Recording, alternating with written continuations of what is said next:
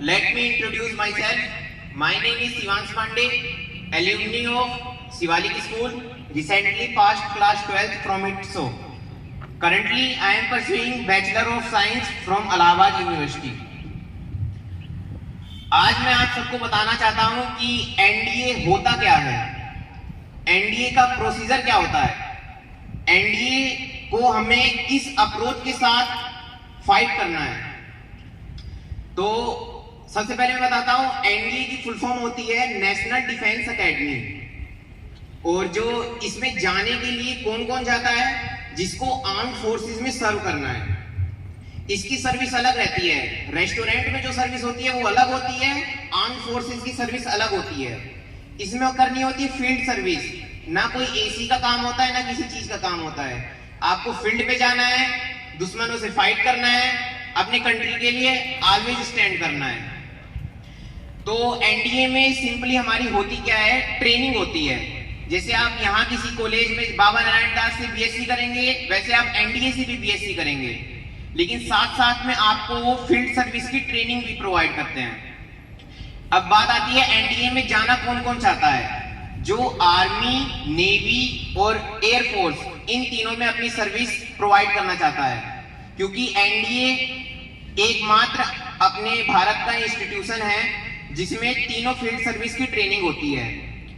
3 साल की एनडीए में ट्रेनिंग नेशनल डिफेंस एकेडमी, जो कहां सिचुएटेड करता है, खड़कवासला, पुणे में। इसका जो एरिया है वो अराउंड 25 स्क्वायर किलोमीटर है, जो कि वर्ल्ड का सबसे छोटा देश है वेटिकन सिटी, उसका 20 टाइम्स है। यानी खाली एनडीए का कैंपस ही 20 देशों के बराबर है।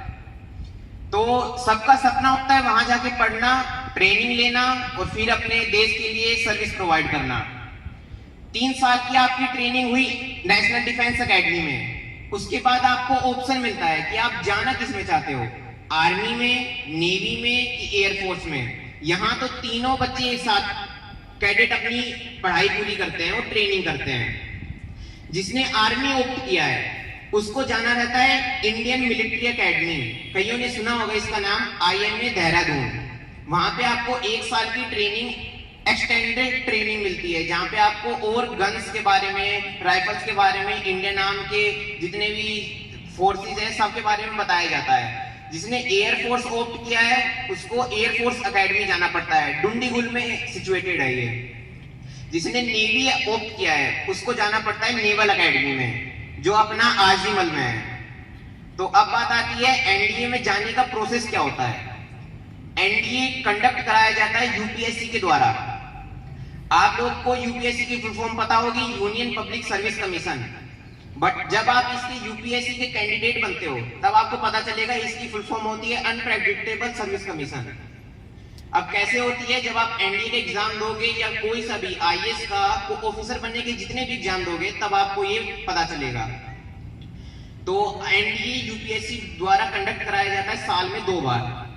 एक कराया जाता है अप्रैल में, मिड अप्रैल, एक कराया जाता है सितंबर में, फर्स्ट वीक ऑफ सितंबर, जो भी संडे पड़ेगा। जैसे हाल ही में पिछले संडे को हुआ था एनडीए 152 कोर्स का एग्जाम। एनडीए में एग्जाम कोर्स चलते हैं, जैसे 3 साल का एक कोर्स होता है। तो हाल ही में एनडीए 152 का एग्जाम हुआ, रिटन।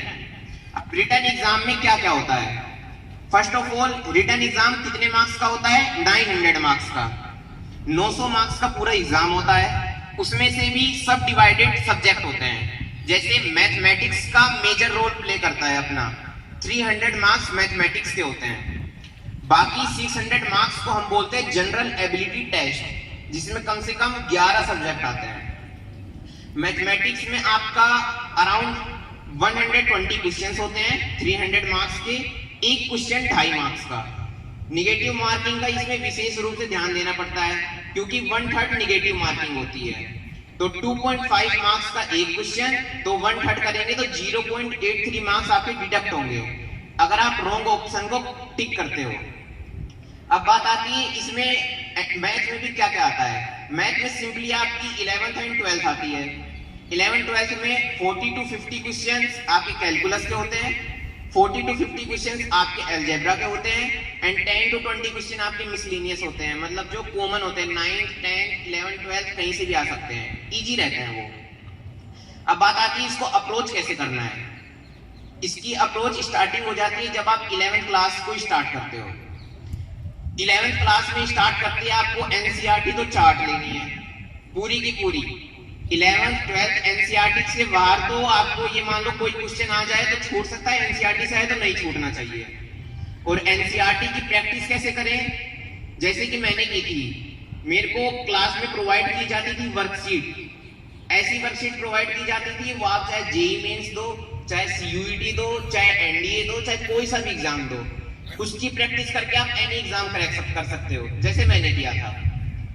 वर्कशीट आप निकालो और वर्कशीट निकालने के लिए आपको टीचर की इतनी हेल्प मिलेगी कि कह ही नहीं सकते। आपको एक भी क्वेश्चन नहीं आ रहा, सारे क्वेश्चन सर करा देंगे, कोई दिक्कत नहीं है। छुट्टी के बाद रुक रुक के मैं पढ़ा करता था, मेरे कई साथी पढ़ा करते थे, क्योंकि सर ने कहा था स्कूल प्रांगण सबके लिए खुला है, पूरे टाइम खुला है, कभी आओ, कभी पढ़ो, कभी जाओ, चाहे संडे हो, चाहे छुट्टी हो, चाहे दिवाली हो, चाहे कुछ भी हो।